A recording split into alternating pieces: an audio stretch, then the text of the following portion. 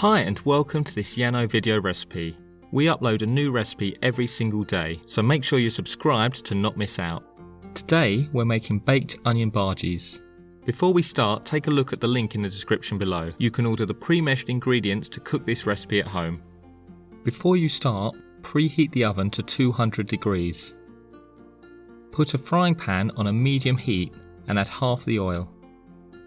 Sweat the onions for 5 to 10 minutes until they have softened and are translucent.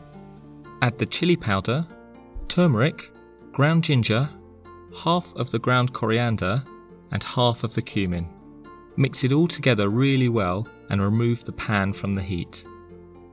In a fresh bowl, mix together the chickpea flour, salt, remaining coriander and remaining cumin. Add the onions and tomato puree. Mix everything together and add a little water to get the right consistency.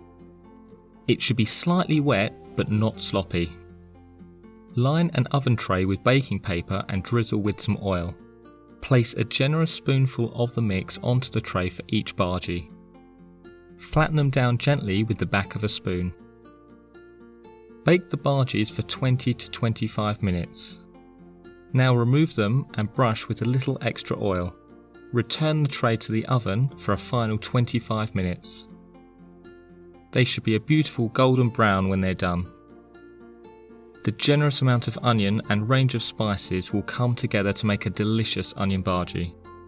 Unfortunately, you'll struggle to enjoy onion bhajis in a restaurant again. Thanks for watching and don't forget to like this video. We upload a new recipe every single day, so make sure you subscribe to not miss out.